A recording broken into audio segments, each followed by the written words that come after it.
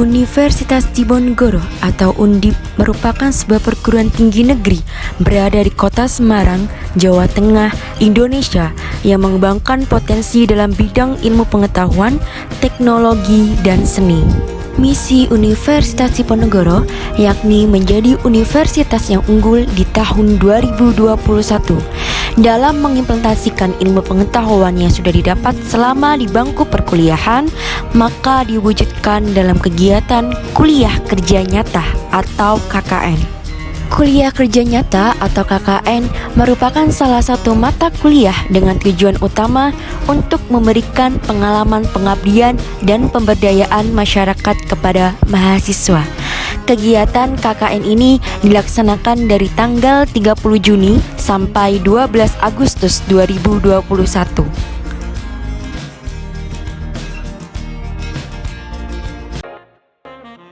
Perkenalkan, saya Nadia Stovina dari Departemen Statistika, Fakultas Sains dan Matematika, Universitas Diponegoro. Saat ini saya sedang melaksanakan kegiatan kuliah kerja nyata atau KKN di Desa Bekaran Wetan, Kecamatan Juwana, Kabupaten Pati, Provinsi Jawa Tengah. Desa Bekaran Wetan memiliki luas wilayah 1.259 hektar, di antaranya 5 hektar lahan sawah, 625 hektar lahan bukan sawah, dan 630 hektar lahan bukan pertanian. Terdapat 3 rukun warga atau RW dan 12 rukun tetangga atau RT. Secara geografis, wilayah Desa Bekaran Wetan berbatasan dengan wilayah sebelah utara berbatasan dengan Laut Jawa, sebelah selatan berbatasan dengan Desa Mintomulyo, sebelah barat berbatasan dengan Desa Bekaran Kulon, dan sebelah timur berbatasan dengan Desa Duku Talit. Adapun visi dari Desa Bekaran Wetan yaitu efektif dalam pemerintahan, maju pada sumber daya, dan terbuka untuk masyarakat. Permasalahan wilayah. Sejak tahun 2020, negara-negara di dunia sedang dilanda virus COVID-19 yang tak kunjung mereda, di mana virus ini dapat menular antara individu yang satu ke individu yang lain. Di Indonesia, pertanggal 5 Agustus 2021, orang yang terkonfirmasi positif terpapar COVID-19 ada 3.568.331 jiwa, terkonfirmasi sembuh 2.947.646 jiwa, dan yang terkonfirmasi meninggal ada 102.375 jiwa.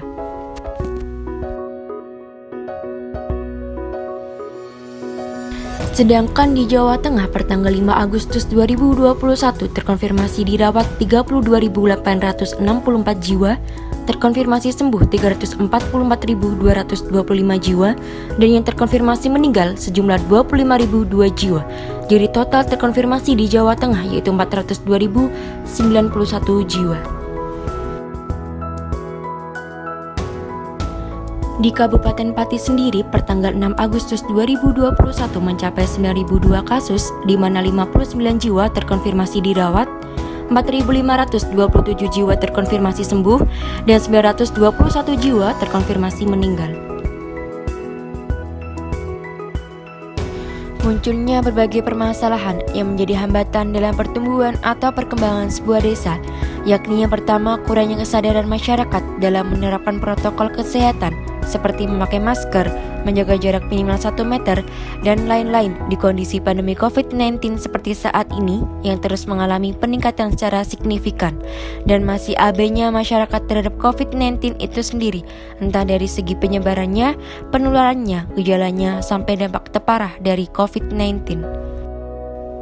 Permasalahan lain yaitu kurangnya pengetahuan masyarakat terhadap pentingnya melakukan vaksinasi COVID-19, di mana masih sedikit dari jumlah masyarakat Desa Bekaran Wetan yang sudah melakukan vaksinasi.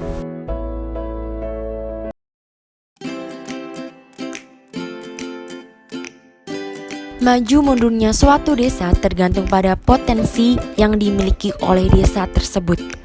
Potensi desa adalah berbagai sumber alam atau fisik dan sumber manusia atau non-fisik yang tersimpan dan terdapat di suatu desa, dan diharapkan kemanfaatannya bagi kelangsungan dan perkembangan desa. Di Desa Bekaran Wetan sendiri, sebagian besar masyarakatnya bermata pencaharian sebagai petani tambak, wira swasta, pedagang, pengrajin, petani, pengusaha, tukang batu, dan nelayan. Masyarakat Bakaran Wetan memiliki beberapa industri batik, mulai dari batik tulis, cap, dan sebagainya. Salah satu industri batik yang terkenal dan menjadi ikon Kecamatan Juwana maupun Kabupaten Pati adalah industri batik tulis Cokro.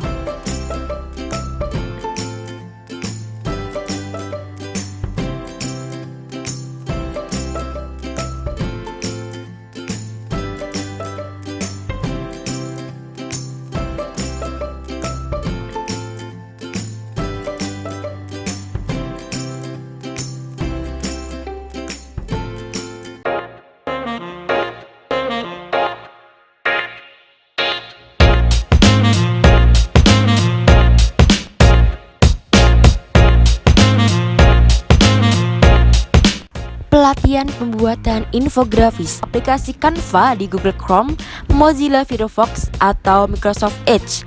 Setelah itu, pilih Collaborate and Create Amazing Graphic Design for Free Canva.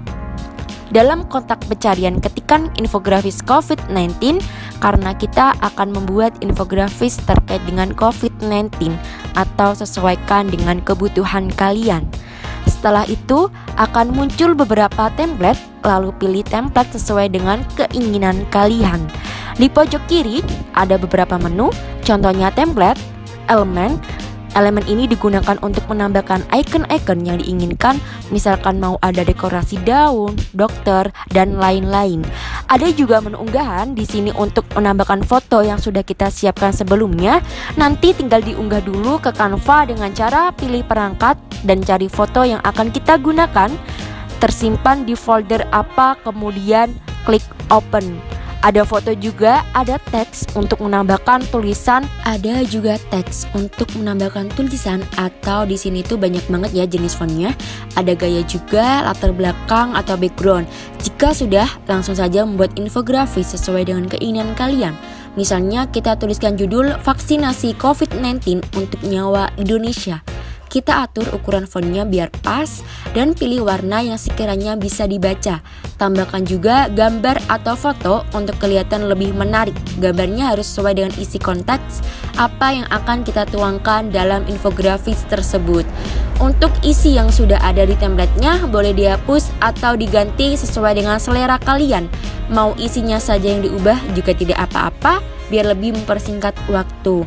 Atau mau menambahkan beberapa icon atau bentuk, misal persegi panjang atau lingkaran, bisa klik menu Elements yang ada di kiri layar. Setelah isi dari infografisnya sudah selesai dan dirasa sudah siap, jangan lupa untuk mendownloadnya dengan klik tanda atau icon download, pilih jenis filenya. Di sini PDF saja biar gambarnya tidak pecah, kemudian klik unduh. Maka infografis yang sudah kita buat sudah tersimpan di file laptop kalian dan siap untuk dicetak atau dipublikasikan. Program kerja KKN yang kedua yakni pelatihan pengolahan data menggunakan software SPSS. Langkah-langkah yang pertama yakni membuka software SPSS di laptop kalian. Nantinya akan muncul tampilan seperti yang ada di layar. Kemudian ketik nama masing-masing variabel ke variabel view. Hal yang perlu diingat dalam menuliskan nama variabel tidak boleh menggunakan spasi dan karakter lainnya kecuali karakter garis bawah. Contoh, jumlah underscore penduduk. Nah, untuk tipe data, jika datanya berupa angka, maka pilih numerik, atau jika datanya berupa kata-kata, maka pilih string. Untuk measurenya, ada scale, nominal, dan ordinal. Scale digunakan ketika datanya berupa angka, nominal jika datanya berupa kata-kata, dan ordinal jika datanya berupa peringkat atau tingkatan. Klik data view untuk masukkan data yang akan kita olah. Kemudian, susun distribusi frekuensi dengan langkah-langkah sebagai berikut. Klik analyze. Pilih deskriptif statistik, kemudian frekuensis. Nah, pindahkan variabel yang akan kita olah dari kolom kiri ke kolom kanan dengan cara ngeblok, kemudian klik tanda panah. Contoh, kita akan mengolah variabel jumlah penduduk terlebih dahulu. Klik statistik, kemudian beri tanda centang pada semua menu. Continue, klik chart dan pilih histogram. Continue, kemudian klik OK, maka akan muncul output seperti yang ada pada layar.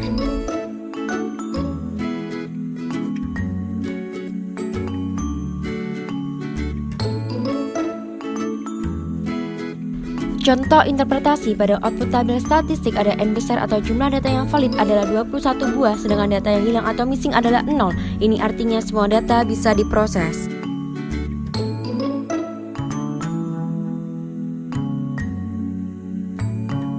Langkah membuat tabel frekuensi dengan variabel kecamatan dan jumlah penduduk. Pilih data view, graph, legasi dialog, kemudian bar atau diagram batang, pilih simple, kemudian pada data in chart R, pilih values of individual case, lalu klik define. Pada kotak bar represent atau data yang berupa angka, masukkan data jumlah penduduk, dan pada kotak kategori labels, pilih variabel data yang berupa kata-kata, kemudian masukkan data kecamatan. Semisal kita mau memberikan judul pada diagramnya, maka klik title, klik continue, kemudian OK. Maka akan muncul output jumlah penduduk per kecamatan di Kabupaten Pati tahun 2020. Nah, di output tersebut tidak ada jumlah datanya atau jumlah penduduk sesuai data yang kita masukkan dalam SPSS. Maka cara untuk memunculkannya adalah klik 2 kali pada output diagram batangnya, kemudian akan muncul tampilan sebagai berikut. Klik elemen show data labels. Jika terdapat kecamatan yang tidak muncul angka atau datanya, pada label position bisa dipilih yang manual. Kemudian misalnya kecamatan Winong, datanya bisa di-drag atau pindah posisi ke atas sedikit, maka akan muncul data untuk kecamatan Tambak Romo. Nah, ini adalah output terbaru dari jumlah penduduk per kecamatan di Kabupaten Pati tahun 2020.